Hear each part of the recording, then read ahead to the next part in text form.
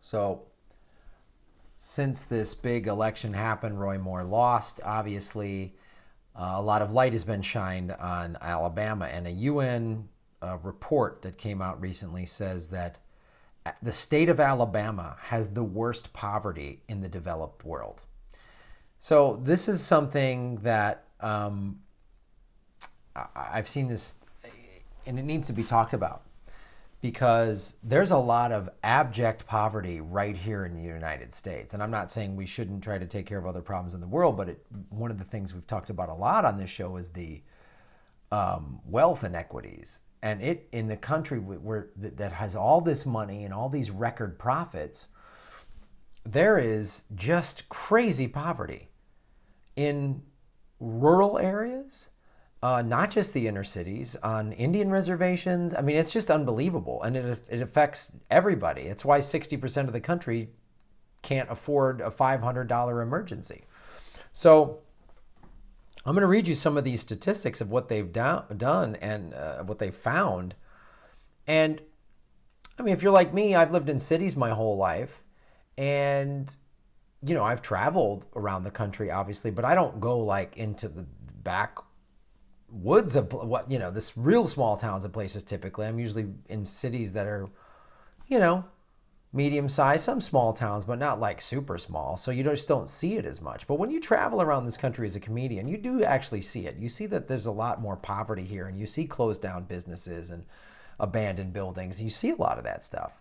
And it's only going to get worse. So I want to read this because it's like, if the United Nations is showing this, that it's here in America, it shows how awful. And the Republicans just gave this huge tax break. And Republicans and Democrats just gave Trump $80 billion for war.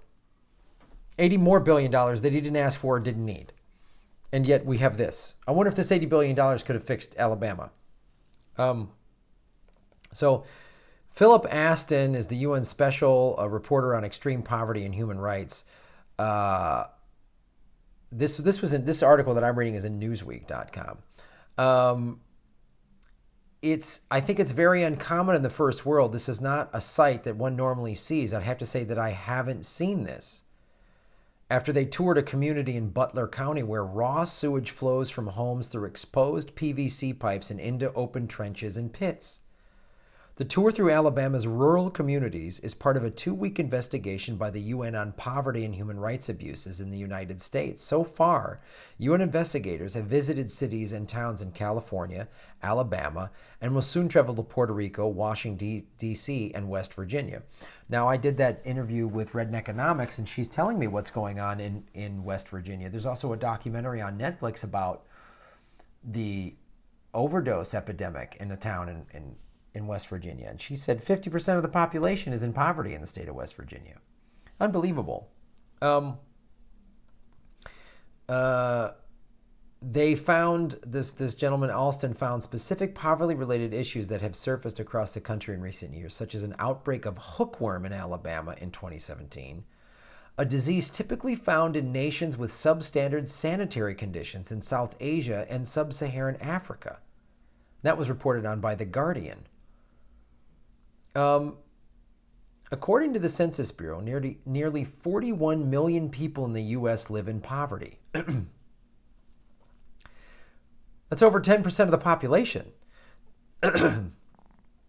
That's second highest rate of poverty among rich countries as measured by the percentage of people earning less than half the national median income, according to the court's Census Bureau. 41 million people living in poverty. And then that's not the people that are just having a tough time getting by, living job to job, paycheck to paycheck. There's that whole massive group. That's the majority of the pop. There's still just, it's unreal. These income and wealth disparities affect minorities the most. Black, Hispanic, and Native American children, for example, are 2 to 3 times more likely to live in poverty than white kids, according to a study using census data by Annie E. Casey Foundation. Minorities in the United States have also historically had higher rates of unemployment, worked longer hours, and gotten paid less than their white counterparts on average, as reported in a 2013 article in The Atlantic that analyzed Bureau of Labor Statistics going back to 1975.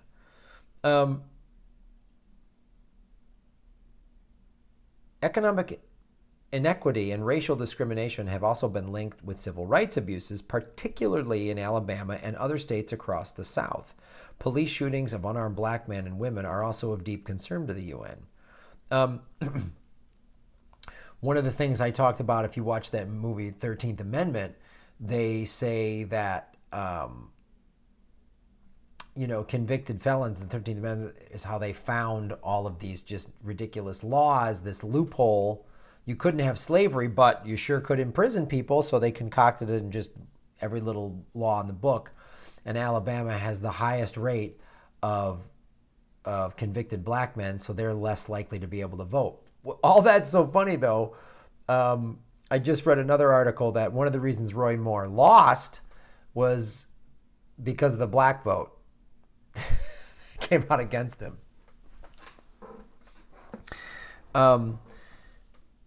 But let's talk about the poverty here. There are extreme levels of poverty in the United States, given the wealth of the country, and that does have significant human rights implications. The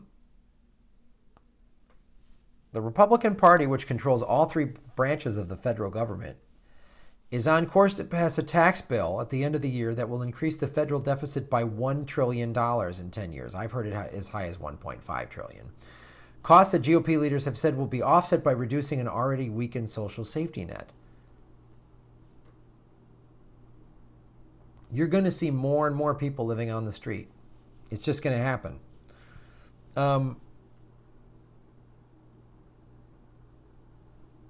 It's unbelievable.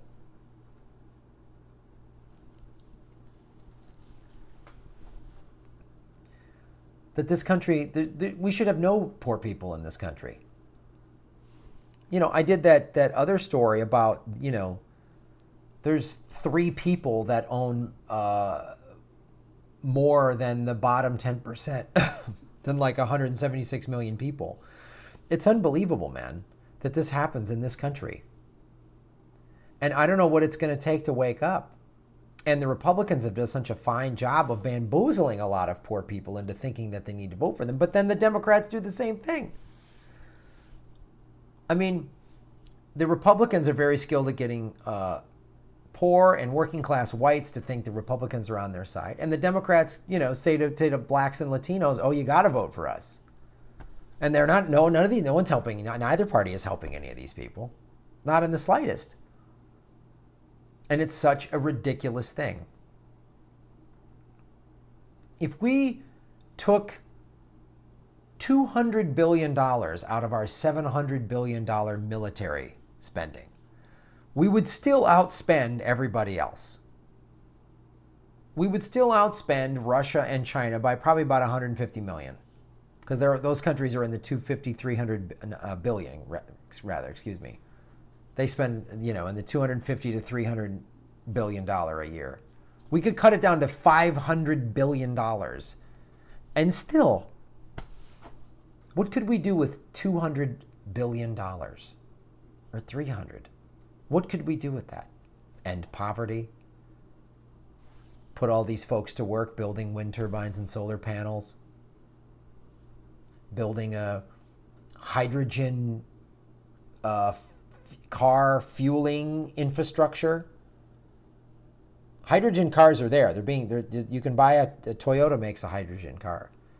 The big issue is fueling infrastructure. We could do that. Don't want to. We just want to let Americans live in abject poverty. There's large sections of the United States are like third world countries. Let that sink in. And it's because of a 4 decades long corporate coup. Do not be deluded for a second that the Democratic Party is going to fight, is the resistance. They're part of the problem. The Republicans are evil and the Democrats are not that much better. They've been doing this awful shit. In some ways, they're worse. Because they pretend like they're the party of the people. No, they're not. No, they're not. So, thank you for watching and supporting this show.